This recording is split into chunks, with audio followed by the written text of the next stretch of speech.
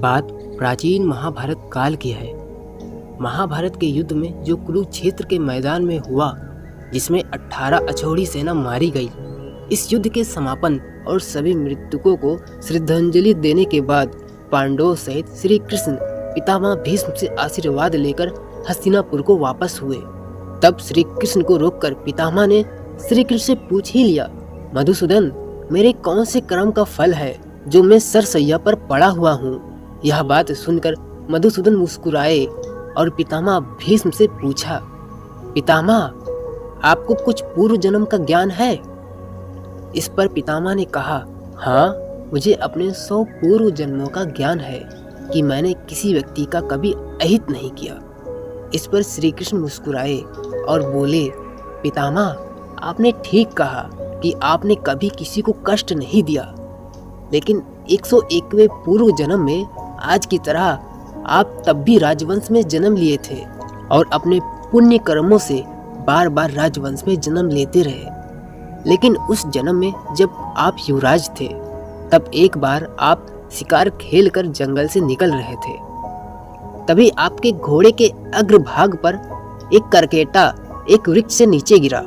आपने अपने बाण से उठाकर उसे पीठ के पीछे फेंक दिया। उस समय वह बेरिया के पेड़ पर जाकर गिरा और बेरिया के कांटे उसकी पीठ में धंस गए, क्योंकि पीठ के बल ही जाकर गिरा था। करकेटा जितना निकलने की कोशिश करता, उतना ही कांटे उसकी पीठ में चुभ जाते और इस प्रकार करकेटा 18 दिन तक जीवित रहा और यही ईश्वर से प्रार्थना करता रहा, हे युवराज, जिस तरह से मैं तड़प तड़प कर मृत्यु को प्राप्त हो रहा हूँ, ठीक इसी प्रकार तुम भी होगे।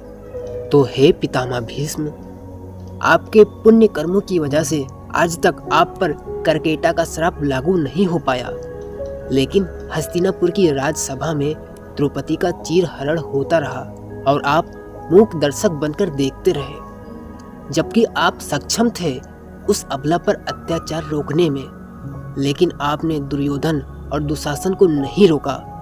इसी कारण पितामह, आपके सारे पुण्य कर्म क्षीण हो गए और करकेटा का श्राप आप पर लागू हो गया। अतः पितामह, प्रत्येक मनुष्य को अपने कर्मों का फल कभी न कभी तो भोगना ही पड़ेगा। प्रकृति सर्वोपरि है, इसका न्याय सर्वोपरि और प्रिय है। इसलिए पृथ्वी पर निवास करने वाले प्रत्येक प्राणी व जीव जंतु को अपने कर्मों का फल भोगना पड़ता है और कर्मों के अनुसार ही जन्म होता है। गाइस, आपको यह वीडियो कैसी लगी हमें कमेंट में जरूर बताइएगा। वीडियो अच्छी लगी हो तो लाइक, शेयर, कमेंट और सब्सक्राइब कर नोटिफिकेशन बेल को ऑन कर दीजिएगा। Thank you so much for watching this video.